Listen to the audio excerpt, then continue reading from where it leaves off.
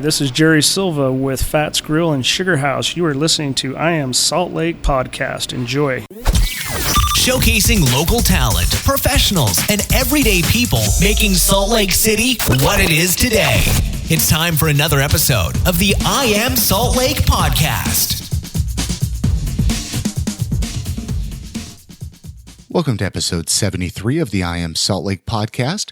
My name is Chris Hollifield. Welcome to my show. Welcome to my podcast where I showcase locals, professionals, individuals, just everyday people that I believe are making Salt Lake City just a little bit better. If this is your first time listening, make sure you check out the website, iamsaltlake.com. I got all the previous episodes right there in line. That way you can go through the back catalog and listen to some of the great conversations that I've had in the past. I also have links for iTunes, Stitcher Radio, Mediocre Radio Network. They're all right there at iamsaltlake.com.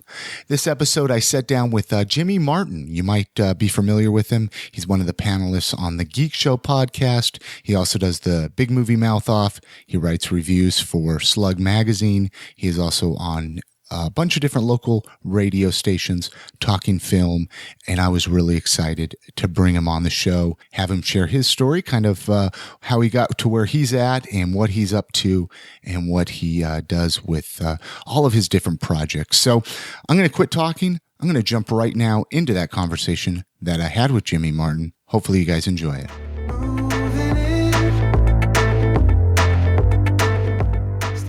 Just kind of, you got so much stuff, Jimmy. I mean, honestly, I don't even know where to start with you as far as like, why don't you just kind of, introduce yourself, tell the people who you are. I'm sure a lot of people listening already know who you are. Maybe. But what do you do? Hello. I am Jimmy Martin. Let's see. Let's go down the list. You can read my film reviews in Slug Magazine every month. You can see me on KUTV 2 News this morning, every Saturday morning in Salt Lake City. You can hear me on Geekshow podcast every Monday. You can hear me on KRSP 103.5 FM, The Arrow, every Friday morning. And you can watch me be an asshole with my buddy Jeff Feist on Big Movie Mouth Off on Xfinity's Channel 6 and on their on-demand system whenever you want, because it's on demand. That's the fun part of it. And you can find our Facebook page because we do more fun shit on there. Yeah, you do a lot of really. Now, did you mention Slug Magazine too? Yeah, that's my first one. Oh, okay. So, yeah, I got lost on the list there. So. I usually put them first because that's where I got my start. Yeah, that's really what got you going. Yeah. Now, let's back up a little bit. You're not originally from Utah. No. And I know, me and you, obviously I know a lot about your history, but what brought you to Utah? I was born in Memphis, Tennessee. Good old, the king of rock and roll was born. Well, he was from Alabama, I think. But I grew up in Atlanta. I'm a Southern boy. Yeah. So can't hear it from my voice, but that's fine. Moved out here. I actually just reconnected with this kid. This is what makes me laugh. I moved out here because a kid named Travis Raleigh moved out here. He was a grade ahead of me in high school. We were both into film. He came to the University of Utah and he said, yeah, you got this great state. Come check it out. Cool city. And I was like, all right. So I flew out here, fell in love with the city. Absolutely. But what was your first impression, honestly, of Salt Lake? You want to know what my real first impression was? An honest first impression. We were driving down North Temple and I saw a Wiener Schnitzel. And I go, this place is fucking terrible. Just because of Wiener Schnitzel. Well, there was that. It just looked like a dumpy ass city. North Temple sucks. And they're trying to reinvent it. I love it. They're like, shop North Temple with this tracks line going there now. But I saw North Temple. I was like, what the fuck is wrong with this? This city looks like it's in 1972. This is the worst thing. And then we went to the campus. It was funny because we flew in at night, couldn't see the mountains at all. Woke up, and this was when the old dorms were still at the University of Utah, the shitty dorms were still there. And woke up, walked outside, and I was seriously blown away with the mountains. Just I hadn't seen them. I hadn't seen a fucking mountain in my life. It's pretty flat out in Atlanta, right? I love that, and I do believe this.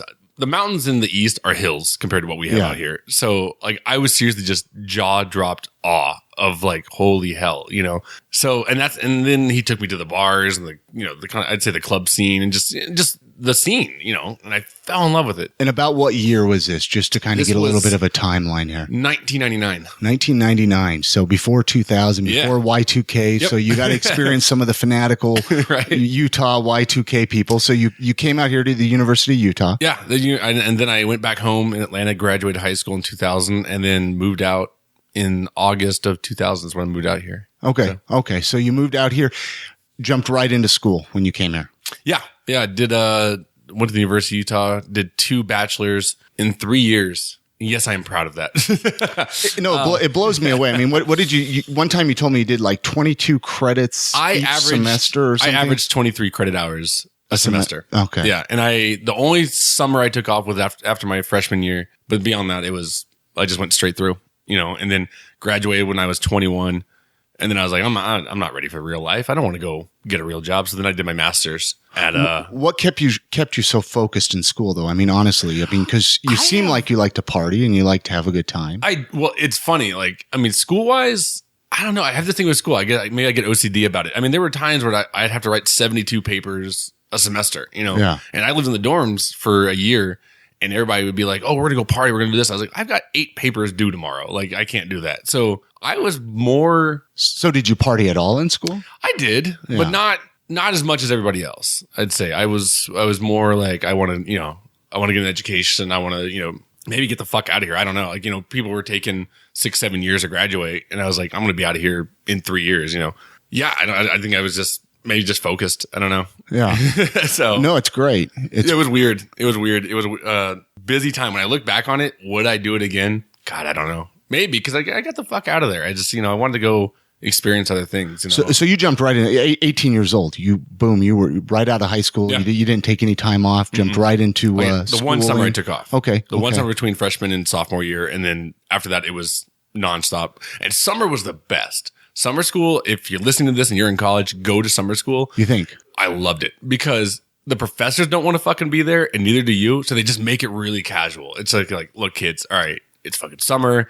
Everybody else is having a good time. Let's do something else, and they make the classes more fun. And then you get in the fall and everybody's like, okay, this is school. This is, textbook time, but every time in summer, it was the best time. It was, and I would take 22 credit hours in summer and it was less stressful, probably because everybody was gone. So maybe that's the case, but yeah, I don't regret taking summer school at all. So, and also by getting it all done now, I mean, you're able to do everything you're doing now. Yeah. When people like myself, I'm trying to go back to school, work a full-time job. Sure.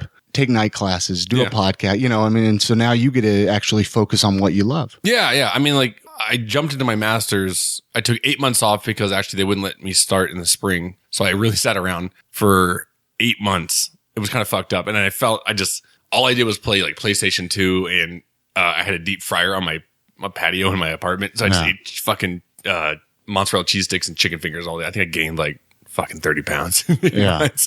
And then I jumped into my master's, and it was funny because I met my wife, Kat, in March. Graduated in December of 3,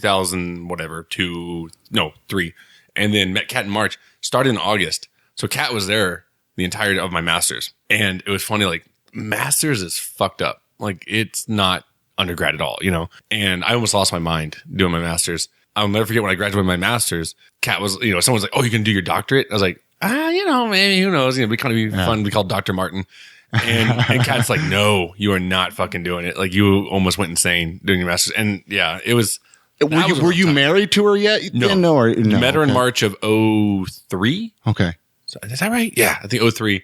And then, how long did you guys date before you got married? 2.5 years. 2.5 years. It was a good amount of time, not the 6 month or the 6 week Utah thing. I can deal with this. That's kind of weird. I'll figure it out. Yeah, it was, because out here, God, she's got a cousin, and I'll say, it's not dogging on it. It's the Mormon religion. Yeah. People meet each other. Like we met her cousin. We ran into her cousin on her first date, right? Yeah. At a sushi place. And she was like with this guy. First date. I think 2 months later, they were married, and now they already have like 2 kids or something like that. And it's been like a year, maybe 2 years or something like that. Fucked up. I can't. In 6 months, like you're still finding out the shit. Like, can you deal with this? You know what I mean? Like, you're like, okay, you do this, I do this. Is this compatible? I don't know how they do it.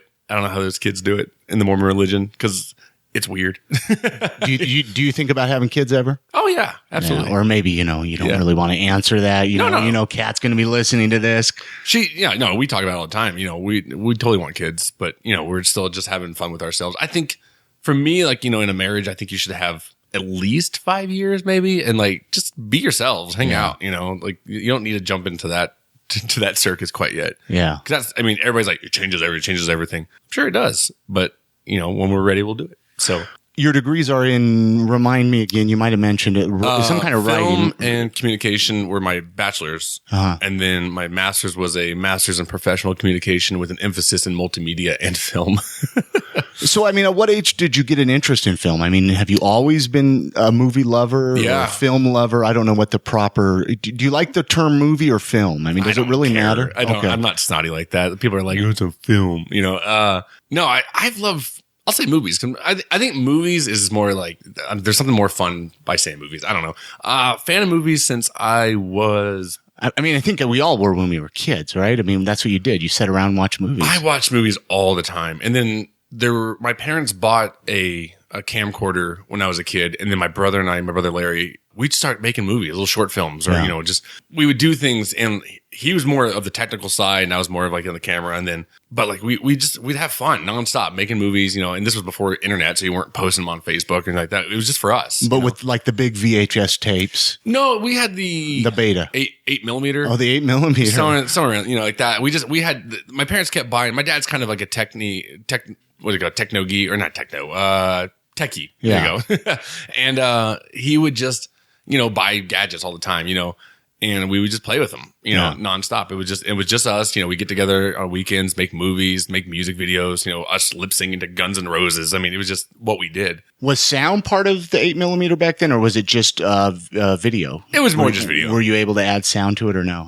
Because I know some of the old ones, you weren't able to put sound on them. I don't think we had sound for that one. We started getting more crazy when it was like the little mini cassettes, like that, you know, and we had those. He started figuring out like how to, you know, make it where you could watch it backwards. So like, you know, we started doing like backwards videos. So like, you know, if you throw a ball and all of a sudden like the ball comes back at you and you catch it, like we started doing shit like that. And I'll never forget, we were watching, was it America's Funniest Home Videos with Bob Saget back when he did in the day, and someone won like 25 grand for some stupid video they did that was backwards because no one had ever seen it before. And we're like, God damn it, we did that like 6 months ago. It's always been a passion of mine. And then he got into, our high school had a film class, and he did that. My brother's 4 years older than I am, so right when he graduated, I went into film, and so the film teacher knew my brother, and then like my passion started growing because of this class, and so took film class all through high school. And, you know, got your hands on better equipment, and then it never really stopped, you know, and I've always loved the process of filmmaking, as fucking irritating as it is. Like I still do it to this day. And there's things that like the most mundane shit will drive you insane, you know, like of just where to place a microphone or, you know, how to do this shot. And it just blows your mind of how crazy it'll make you go. So do you want to make a movie maybe one day? I mean, have you ever thought about that? Do you have that dream that?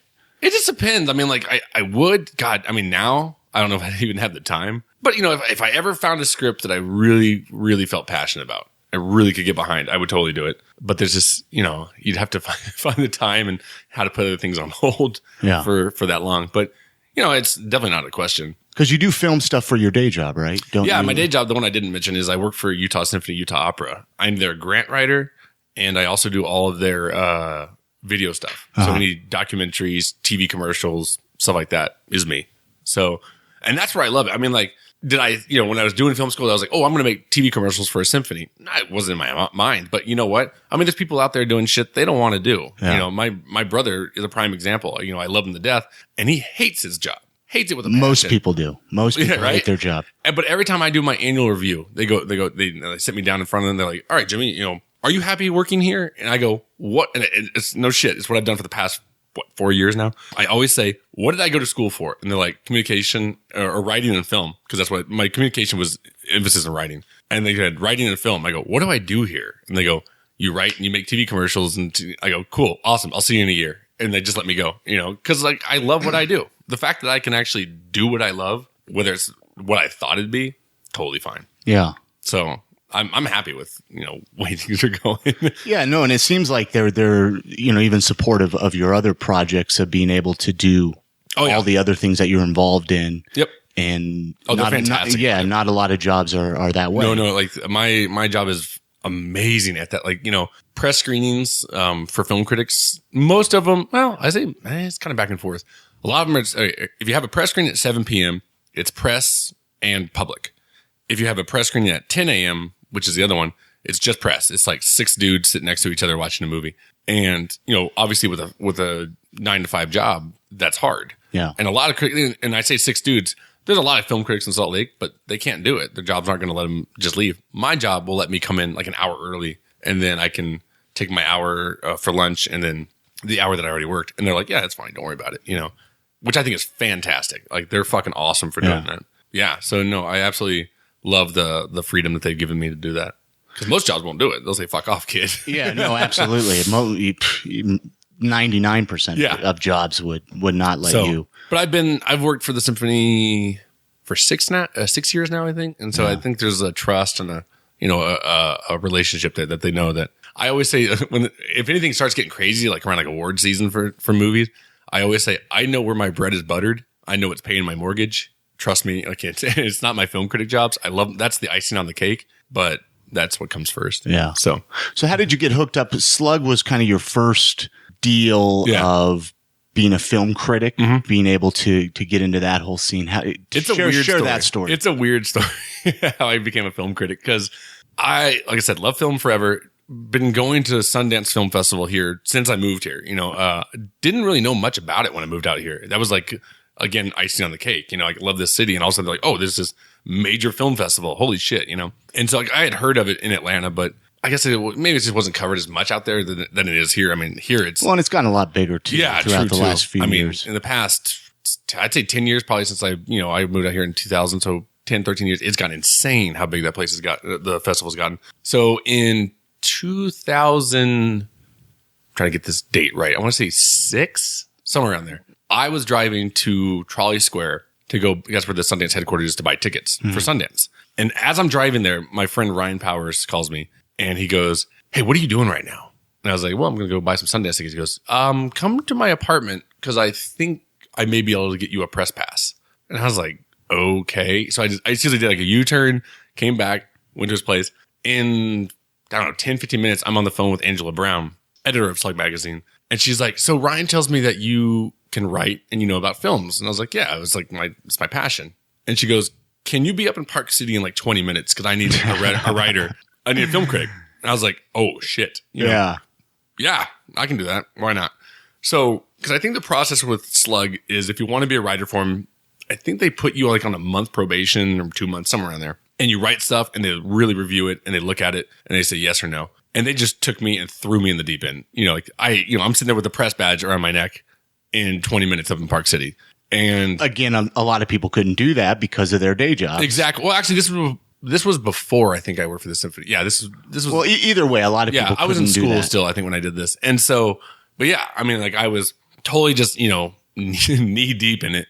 And I loved it. It was absolutely fun just watching movies. And like Slug gives you that ability. Like there's not a lot of publications that will just let you say what you want to say without a lot of editorial comments. And, Slug gives you that ability. And I think I wrote like 20 reviews like in a week and just got crazy about it and fell in love with it. And when I was done, Angela was like, well, do you want to stay on board? Like, I like your writing. Do you want to stay? And I was like, yeah, I'll do it. Sure. And at the time, Slug was only really covering like random fucking DVDs. Like it was, I think I still remember this one. It was Dr. Bronner's Soapbox or something like that. The hippie soap. Yeah. It was a documentary on that. That's the first DVD I ever reviewed for Slug. Yeah. And I really, as much as I loved writing and having my words published, I was sitting there going, who the fuck cares about this documentary? Like nobody's going to give a shit. Some people may enjoy it, whatever. And so I asked Angela, I said, hey, why don't we cover theatrical releases? Is there a way to get a press badge for that kind of stuff? And she's like, well, do you think our readers would like that? And I'm like, who the fuck wouldn't? Yeah, absolutely. Yeah. Who wouldn't want to know whether, and especially nowadays, I mean, this was before, I don't want to get the whole economy fucking nosedive, but this was a time when, or at least now, like you're spending at least $20-$30 when you're going to a theater now. Probably even more than that. Yeah, right. I mean, after a fucking movie, food and tickets and whatever. I mean, that's really where, I like to make people laugh with my reviews. I like to be entertaining, but like I really, in my heart, believe that I'm the kind of guy who should say, don't spend your money on that shit. Like it's not worth it. Whether you think it's entertaining or not, you worked hard for that $30-$40. I'll take my time and watch a shitty movie and say yes or no. And people probably appreciate your honesty. I hope so. Yeah. Or they just don't give a shit. Yeah. But that's what I really believe. I think that, in a world where a lot of people are struggling and $30 or $40 is not, it's a lot more than what it was. And And so I think, for me to say, hey, don't go do something else, go spend your 30 or 40 bucks on this or that or whatever. That's really what I believe is what my job is now, and I love it. And I love doing it. And I love when people are like, why do you watch shitty movies? Like, why do you walk into Alvin and the Chipmunks 4? Well, because you don't know if it's going to be good, for starters. There's some movies or can you predict? You can predict. I will always give a film a chance. Yeah. I will say that. I will always give a film a chance. But you're walking Alvin and the Chipmunks 4 and you're like, I know this is probably not going to be good, but here's two things that I love doing it. I love sitting next to Jeff Weiss in a film where we know it's going to be awful, but we're still going to watch it. We'll keep an open mind. There's nothing more fun than looking at each other and he's just banging his head against a fucking chair in front of him. And he's like, this is the worst shit.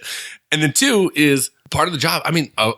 Doing a horrible review is kind of fun because, I gave you your time. Now it's my time and I can say what I want because, I respected you. I think the worst thing I wouldn't even call you a film critic if you walk out of films. I think it's fucked up. Have you ever walked out of a movie? No. Oh. I don't think I have. I really do believe I walked out of one film at Sundance. Okay, I lied. One film at Sundance because the projector was fucked up and they were still running it and the sound was coming out of one speaker in the front. And I was like, I can't even hear what's going on. So I will say honest Abe, I walked out of one film at Sundance, but it wasn't because I was like, oh, this is shit. I think if you're going to give a film respect or a filmmaker respect or both, sit there for 2 hours. And then you can say whatever you want after that. But if you walk out, I think it's, then shut your mouth and you can't say anything because you didn't, who's to say that the last 20 minutes wasn't fucking amazing? You don't know because you walked out. Yeah. So that's how I believe. Have you ever been contacted by writing a really shitty review? Has anyone ever contacted you and tried to win you over or something I have. Have you really? Yeah, I really have. I won't name names. Just no. Because I don't want to be rude. No. I saw a locally made film that was awful. And actually, well, you know what? I still won't say names. I've just always been curious of that. The email was from the guy's girlfriend, and she, she's like, "I think you don't know what you're talking about." Blah this, and I was like, "Well, no, I do. I do know what I'm talking about. I'm sorry that your boyfriend's film was terrible, but I know what I'm talking about. I've seen a lot of fucking movies, and your your boyfriend's movie is not in the top notch." And then 2 years later, I ran into the filmmaker. Was that awkward or what? I don't give a shit. What are you gonna do? Yell at me because I hated your movie? In a industry where you have to have a thick skin. Well, you're out there. You got your voice out there. Your film is out there. You got to take it in, just like you know. I've made movies, and someone said I didn't like it, and I was like, okay, fine. It's not for everybody. Yeah, I'm not. What am I going to fucking hit you for it? It's art. You're not going to hit everyone. I'm sure someone looks at the Mona Lisa and says, "Nah, that's okay." Yeah. What are you going to do about it? Who gives a shit? You put it out there. If you're happy with it, fine. I've made movies before and I'm like, nah, we didn't do that good that time, guys. We kind of fucked that one up, oh, well, that's fine. But, and the guy was like, oh yeah, you didn't like my movie. And I go, yeah, I didn't. And he's like, well, what was wrong with it? And I was like, well, you really want to get into it? If you really want me to tell you. And we talked for half an hour and it was fine. And we, see you later. It was never arguing or screaming or, and he was a great guy about it. But, I'm not going to change my opinion just because we're face to face. I think there's a difference between a film critic and someone who I always wonder because you see these guys doing junkets and stuff like that. And you can't be honest with them. What are you going to do? Tell Ben Stiller that his last movie was fucking terrible? You have to be like, oh, you're so funny, Ben Stiller. Well, and you're a big Ben Stiller fan. I say that with sarcasm. Actually, I will say this. He was fucking hilarious in the new season of Arrested Development. It was fantastic. But I'm sitting there watching Little Fockers. And I'm like, how do you do a junket and go, you're so funny? Fuck that. I can't do it. I wouldn't be able to keep a straight face. Did you see Ben Stiller? What was that show? Undeclared. It was a series. I think Judd Apatow did it. Yeah, it was the same guys who did Freaks and Geeks. Yeah. He was actually pretty decent. I thought. Ben Stiller can be funny. Yeah. I will say that absolutely. Zoolander's a pretty fucking funny movie. And what's the other one he was in? I can't remember. But it's like Adam Sandler too. These guys can be fucking hilarious. But then when someone waves a $20 million check and says, go dress up like a girl and be an asshole for an hour and a half. Well, I'd probably do it too. Well, absolutely. Who wouldn't? You know what I mean? You'd be dumb not to. Yeah, exactly. We rag on these guys, but then I'm like, God, you throw a $20 million check on you, I'll fucking make, Jack and Jill too. I'll do it right now. Don't care. Yeah. But, whatever. So what started first for you? Was it Geekshow or did Big Movie Mouth Off? Where's that timeline at with what you've done? Geekshow was first. Okay. And how did you get hooked up with that? I mean, I know I've heard the story a few times. Sure. I mean, share it a little more in depth. Yeah, no, I was at Sundance, actually. Okay. There was a film called Get Low with Bill Murray, and I'm trying to think of the guy's name. I want to say, no, it's the hillbilly from Fast and the Furious Tokyo Drift. Look at Lucas Black. Okay. Got it. I just pulled a Jeff Weiss right there, where it's all in your mind. So was going to do interviews with him. And I was losing my mind that I was going to get to talk to Bill Murray. Like it was going to. And you were going to do an interview for Slug or for? Yeah, no, it was for Slug. It was for Slug. It was a roundtable interview at Sundance for Get Low. Bill Murray was going to be there. Lucas Black, the director, everybody. So we get there. The PR agent comes out and he's like, "Well, Bill Murray had to cancel." And we're of course, right? Oh, well, yeah. And I was like, "God damn it!" So I'm sitting at this table. We talked to Lucas Black, nice guy, and talked to the director. And then they're like, "Oh, thanks for coming." And then we're all fucking bummed because I love Lucas Black, but come on, he's no fucking Bill Murray. And so we go upstairs and there's an open bar. And I'm like, and this is like at maybe noon, maybe 11 a.m. I was like, I'm having a drink because I'm pissed that I didn't get to talk to Bill Murray. And then all of a sudden, this guy walks up next to me at the bar. Sure enough, orders a drink. You can see on his face he's pissed, and it's Kerry Jackson. And I'm like, and if you live in Salt Lake, you kind of know who Kerry is. I was like, that's fucking Bill Cancel. That's bullshit. Yeah. And he's like, yeah, what the fuck, And we're sitting there talking for a second, and we start talking, and we started geeking out because I've been a geek for like a long. You guys just hit it off. Yeah, we just started talking. You just hit it off over right? a drink at 11 a.m. and we're laughing, and we walk outside, and we're on Main Street in Park City. And he's like, "Hey, you know what? You should come to the house sometime." Which I was like, "Okay, weird."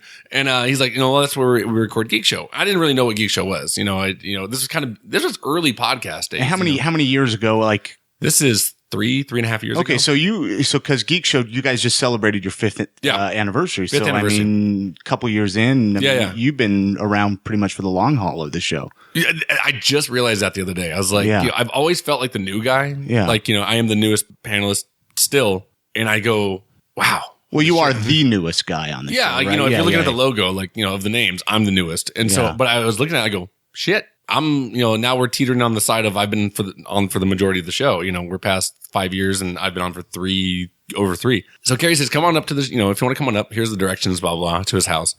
And so I came up, I think it was like a couple weeks after Sundance, and I just came to watch, not to audition or anything like that, just come and watch. And I'm sitting there watching funniest fuckers I've seen. And did you know any of them? No, you didn't know I knew Jeff Weiss. Okay, you knew Jeff. Jeff because he's a film critic. So, but not well. Like I said, there's 6 critics in this town, 6 or 7. I always say there's, who go to everything. You know what I mean? And those are the ones who have my respect. I mean, if you want to name them, Sean Means, Scott Renshaw, Steve Sales, Jeff Weiss, Ryan Michael Painter, and me. And I think that might be it. If I'm missing somebody, I apologize. But we're the guys who show up to foreign films, documentaries, everything you can. And like I said before, I understand people have jobs, but these are the guys I respect. The hardcore guys. These are the guys that I respect whose names I look at it and I say, even if I disagree with them, I'm like, well, at least they were fucking there, Yeah. And so, so I knew Jeff, but not well. And actually, I'll give Jeff credit right now. He's the one who gave Angela the contact information for me to get my press badge. Because Jeff used to write for Slug way back in the day. So he's like, I'll give this new kid the contact info. And so he was a part of me being a film critic too. So didn't know, I knew Jeff a little bit, but that's it. Jeff and Kerry. And I didn't know Shannon, didn't know Lee. Who else was there? Derek. So Derek was on there at the time, Derek Hunter. So they did 2 shows, sitting there on the couch, laughing my ass off. And then Derek had to go to a baptism, which made me really laugh. And so he goes, I got to go. And so Kerry said, hey, Jimmy, you want to be on the mic? And I was like, sure, I guess, why not? And I jumped on. And since then, I've never been off. And, it was weird for he would send me a text. Hey, you want to come up next week and we're recording? Because they do it about every 3 weeks. We record 3 shows and every 3 weeks we get together.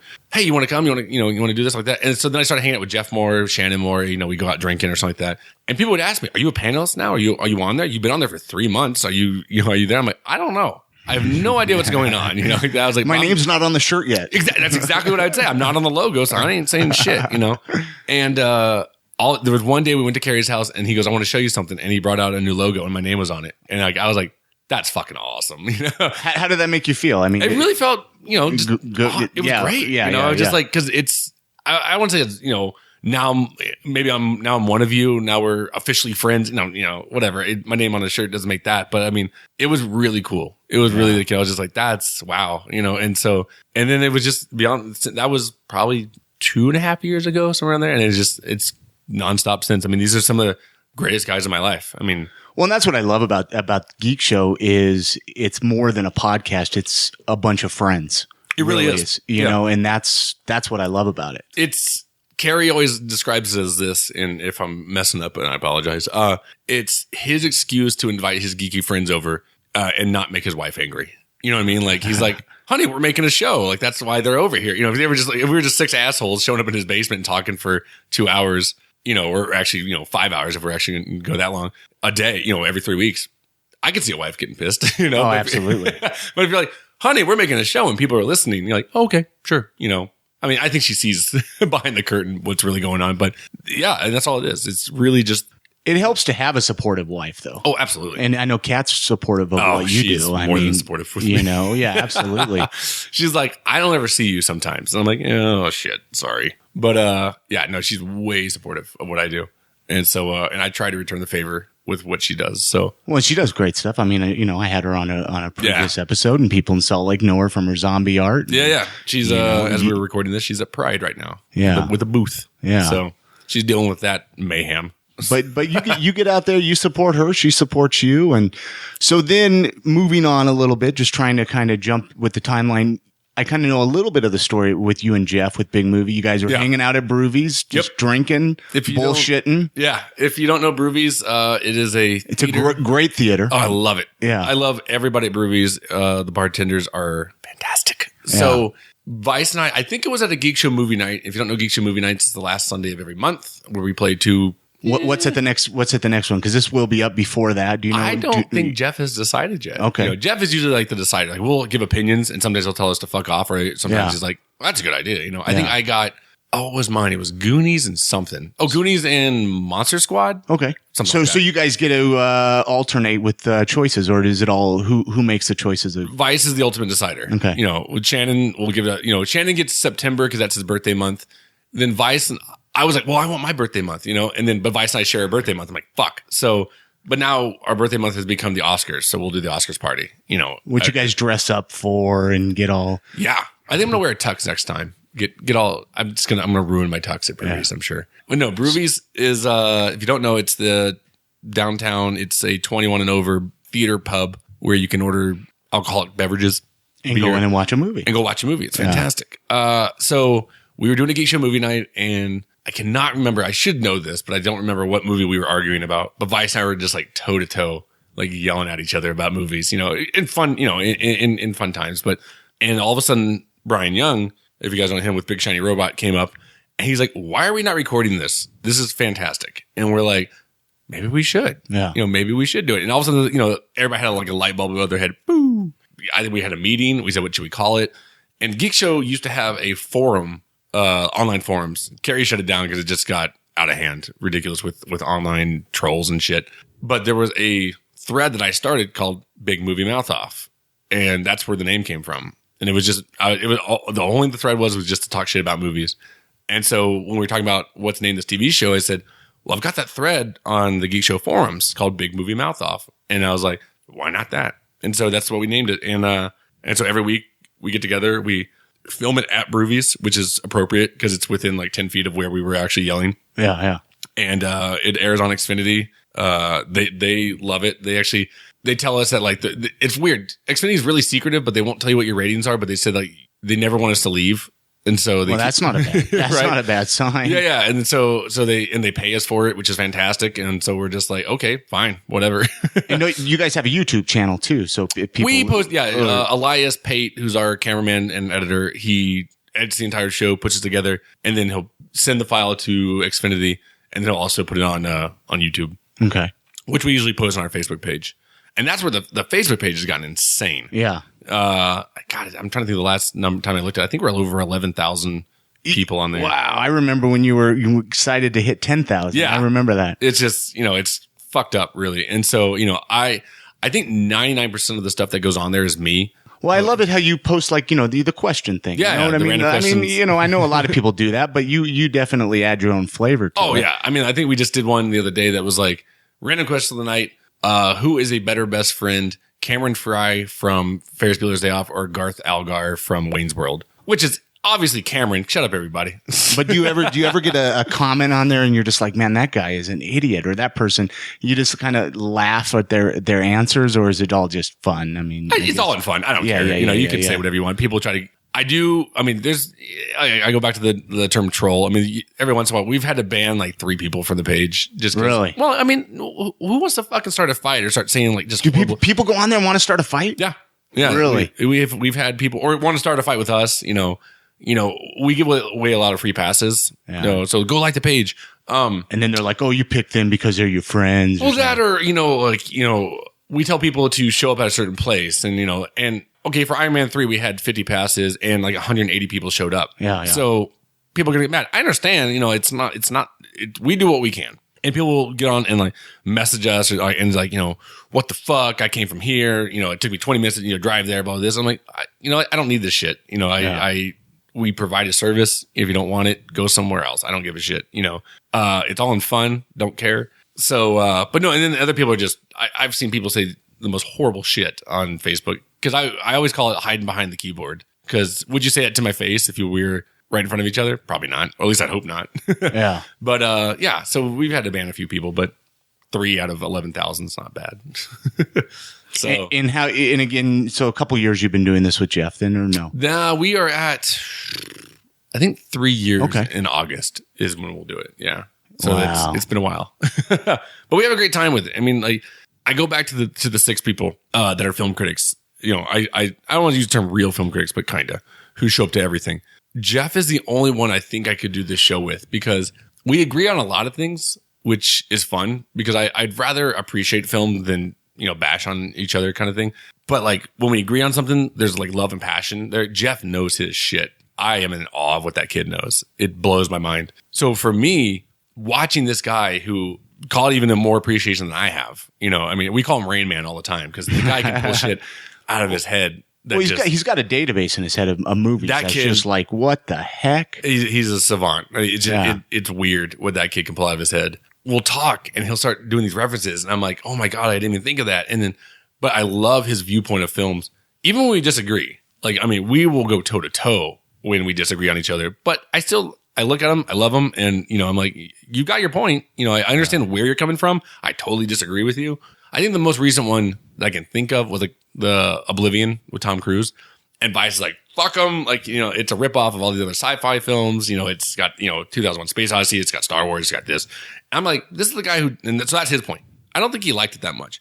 My side of it was, this is the director of Tron Legacy. Obviously, he knows sci-fi films. I think he's paying homage to them. I don't think he's sitting there trying to outright rip them off, So that was my viewpoint. And so both are validated, I guess, but, it's fun.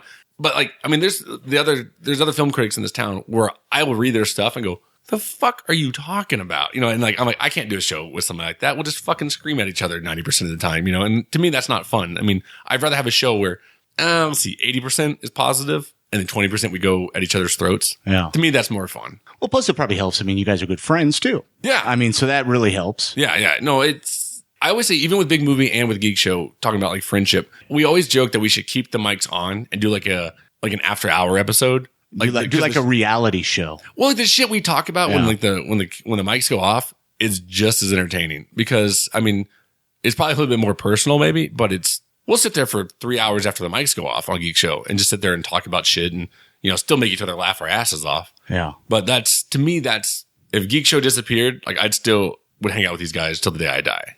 I mean, that's what it is. It's just like you said, it's friends hanging out in the basement and talk about the shit that they love. So what motivates you? I mean, you're like I mentioned in the beginning, I mean, you're extremely busy. How do you keep yourself motivated to do all of this?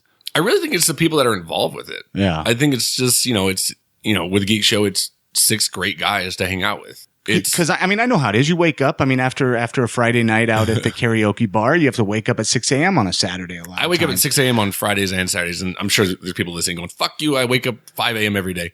Sorry, but 6 a.m. Yeah, I mean, no, but I mean, that takes a certain kind of person to be able to do that. takes an insane person to do it, I think. Yeah. No, maybe it's just the passion of, because like I said, my bread and butter comes from the symphony job. It's, the critic job. Yeah, I get, Blu-rays and DVDs and I get paid here and there, but it's not paying my mortgage, but I just love it. I give credit, I'm more in, some of those critics I talked about, the 6, like that's their job. And that's fucking awesome, to be able to do everything and have that be your 100%. I mean, like I said, the stuff I do at the symphony is what I love. Would you ever like to be a film critic full time? Oh, who wouldn't? Yeah. If I'm going to like pay my mortgage and go watch movies and just write reviews or talk on TV, sure. Yeah. That'd be fantastic. But I love what I do anyway, so it's fine. But yeah, I mean, I think the passion is just in doing something that you love. I mean, I go back to there's people out there who fucking hate getting up. I hate my job. I don't want to go. And I love my job. So I think maybe that's the passion that drives it, of just being able to do what you love. Yeah. So it's a rarity nowadays. I feel, I'm blessed that way. You're not going to lie. I'm not going to sugarcoat it. Fuck it. I mean, I would say I'm lucky.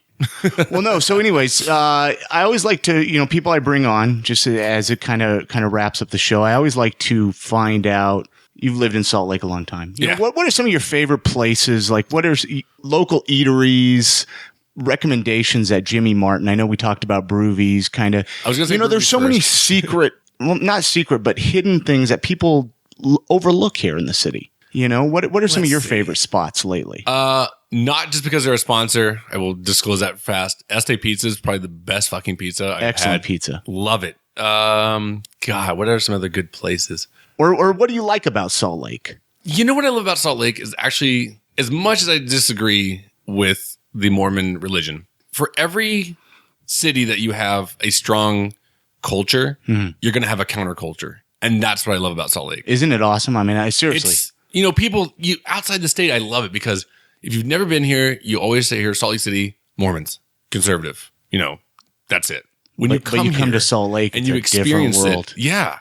Everybody I've ever had, friends who come from Georgia or, just in general, they're like, I didn't know this existed. Like, this is, whether it's the media not covering it right or whatever, it's different. If you're going to push one direction, you're going to have the exact opposite of someone pushing the other direction. And that's what Salt Lake is. As we're talking about this, I've been to a few Pride festivals across the country. Salt Lake's is fucked up. It is insane down there. It's one of the biggest in the United States. Is that right? I don't know. I mean, I think I've heard that. But yeah, you've got, I'm sure that, maybe per capita, you've got Los Angeles and San Francisco and, stuff like that. But it's insane down there. And that's to me what Salt Lake is. I mean, like, you've got this counterculture that's so fucking fun that people have no idea until you come here and experience it. And that's, to me, it's why I fell in love with the city when I came here, 13 years ago. And I love it to this day. And it's only getting better. That's what I love about it. It's growing. I think when I moved out here, they were like, I don't know what the statistic was, but it was like, 70% of the population in Salt Lake City is Mormon. And now it's like 50, and then it was like 50-50. Now it's like 20%. I think it's like, yeah. Or even it's like 15%, if even that. We're making them flee. I don't, and not, like I said, I've got friends that are Mormon. I'm not trying to bash on Mormons, but it's just, I love a city that maybe it's like the hidden secret. It's the Shangri-La of this United States, because people have heard of it. They don't know, they have a perception of it, but when you get there, it's completely different. Yeah. And that's what I love about it. I guess, it's this little hidden gem that no one knows. If you could change something though about Salt Lake, I want more, it's going to make me sound like a drunk, liquor store laws or just liquor laws. I think they're the dumbest shit I've ever heard of. Like to be able to buy liquor at a grocery store or something. Liquor in grocery stores, or even like, Shannon and I from Geekshow went to brunch the other day, and we showed up like at 9:45. 11:30 I think is when you can. They said 10, so hopefully 10? They're not going to jail. No, but we're sitting at 9:45, and we're like, we just want a Bloody Mary, Yeah, and like, oh, you have to wait 15 minutes. I'm like, who the fuck cares? Like, what is it going to change? The 15 fucking minutes I have to wait. I mean, the laws are fucking stupid, So if that's probably one, that's probably what I'd change. There's just some goofy fucking laws in the city. But maybe, who knows? I mean, like I said, now it's 20%. Yeah. No, it's changing. And as people like ourselves get more involved with the local community, laws are going to change. Our voice is going to be heard. Yeah. And that's going to make a difference. If you weren't living in Salt Lake, I mean, where would you like to live? We all have that other dream city. Because I've been, or would you go back home to your family in wouldn't go back Georgia? home. Love your family, but I'm not coming back. You got great parents, by the way. I've met them, and they really are awesome. No, I love my parents to death, and my brother. But like, I don't know. I grew up in Atlanta, or just outside Atlanta for 15 years. I don't want to go back. I'd rather go experience something else. Of all the cities I've been to, my favorite is actually San Francisco. Yeah, I think it's a great fucking city. Hate LA with a passion. Love New York. I think I'd choose San Francisco or New York, one of the two. Probably San Francisco, just because it's goddamn gorgeous. Yeah. And there's so much shit to do there. Well, you've got to travel a lot with everything you do. I mean, with everything you do, there's been a lot of opportunities. Oh, yeah. I mean, in a week, I'm flying to LA. I just said I hated LA, so now they're going to hate me. To go to E3 for the video game convention. Dragging Shannon along, who fucking hates video games, which is it's going to be funny. He's gotten so many emails about people mad at him because he's going. Are you going to road trip down there? No, we're flying. Oh, I thought you said drive. Okay. Yeah, no, we're flying down there. And then and we're actually going to the TV Critics Choice Awards while we're there too. Oh, nice. Which is it's gonna be hilarious. I want to see Shannon in a suit. It's gonna be fantastic. I mean, this is a guy who wears a fucking trucker hat and cowboy shirts all the time. Gotta take pictures. I gotta see pictures. Oh, I'm gonna take a ton. It's gonna be hilarious because it's a black tie event. You gotta wear. I'm bringing my tux, so we'll see what Shannon looks like. And then E3, and then Carrie's gonna come down there and meet us, and we're gonna go to Disneyland. So like that kind of stuff. And then in July, we go down to San Diego for Comic-Con. Been there for the past 5 years now. Yeah. I mean, the opportunities are fantastic. Do you ever get starstruck? Do you ever see a famous person and just... I've done it. Get like, blah, blah, blah. Yeah. I mean, I've met a lot of celebrities and I love it because I'm usually just like, they're just a person, they're just like you and me, except for I met Quentin Tarantino and I almost shit my pants because I love the guy. I love his films. I'd still talk to him. I wasn't sitting there like drooling, but and he was nice as shit. Do you pull out a napkin and say, sign this napkin? I have 2 autographs in my life. I'm more about memories. Yeah. I'd rather just be able to be like, yeah, that was cool. Right? Yeah. I have Kevin Smith just because I was like, that's kind of cool. I just bumped into him and I was like, can you just sign this? He's like, yeah, man. And that's what I've told this story before too, because I ran into him at Comic-Con and I gave him my Geekshow card and he was like, oh, I know you guys. And I was like, what the fuck? And I was like, that's kind of weird. I know. I remember you telling that story. Yeah. That was just really weird. Maybe that was probably one of my biggest, holy shit moments, He's like, yeah, I know you guys. And I was like, oh. And then, and I've got Roger Ebert's. Roger Ebert. You got to hold on to that one. I've got that one hanging. It's always been on, by my desk. And now that he's passed away, I'm not, it's probably Ebert, worth some money. Maybe. I'm not going to sell. I wouldn't sell it for a lot of money because Roger Ebert, to me, the guy was, even in his later days, I totally disagreed with 90% of what he said. 2 things. One, he was a fucking amazing writer. You could not deny that guy's writing abilities. It was amazing. And 2, he was the film critic that kind of everyone wanted to aspire to be. You know what I mean? He's the Michael Jordan of film critics. He's the guy you talked about. Would you want to be a film critic for your rich? That guy made it into. Everybody knows who Roger Ebert was. Everybody knows 2 thumbs up. It was when he died, the film, if you were a film critic and you weren't kind of saddened by it, then you're an asshole. I remember I was in my car and my friend texted me, he goes, Roger Ebert just died. And my heart sank a little bit. And I was like, that sucks, because we just lost one of the best or one of the best critics of all time, Yeah. So that's actually the other, autograph I got. And I remember because I got it at Sundance. We were waiting for a movie. He was standing there. I love my wife to death. She went up to Roger Ebert and goes, hey, how many DVDs do you have? Because I had 2,000 at the time. And he goes, I don't know. They just send me everything. I thought it was so funny. And she's like, Jimmy, get his autograph. And I was like, all right. So I just thought it was so, the guy's got a fucking movie theater in his basement or something. It was hilarious. I just love that she asked him that question. Yeah, no, it was, those are the 2.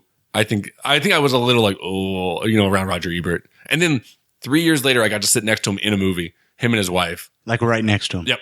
Wow. Shoulder to shoulder. And I was in there. Did he smell good? He smelled delicious. Yeah. No, his wife is the sweetest woman probably I've ever met, at Sundance. She's this bubbly girl, and this was after he'd been sick, and he came back. It was kind of his little comeback tour.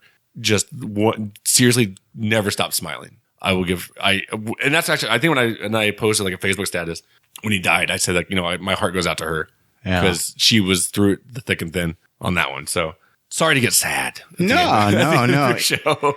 Anything else you want to add? Let's talk how people can get in touch with you. And again, I put all the contact on the show notes of the podcast so people can, check out all the things you do. No, I find us on any of the outlets that I talked about. Yeah. And I accept, I love it when somebody emails me and say, Jimmy at slugmag.com is pretty much the primary email. Or you know what? If you want to do it, Jimmy at geekshowpodcast.com. I've got that going now. Oh, wow. You finally got your own email address. Look, right? We're going up in the world. Watch out, people. And so, yeah, I mean, if someone says, if they want a recommendation, if they it's geekshowpodcast.com is the website for Geekshow. For Geekshow, yeah. And you can find us on iTunes and Stitcher and all those kind of apps for podcasts. And if you want a recommendation, if you want to tell me I'm an asshole because I liked a movie or hate a movie that you liked, do it. I don't care. I think it's fun. And I'll put a link for the Big Movie fan page on Facebook. And if you're not I can't recommend enough to go. Yeah. And, like that and get involved with that community. Thank you so much, Jimmy. Thanks, man. For coming and sitting down and sharing your story. And we'll have to chat down the road. Sounds good.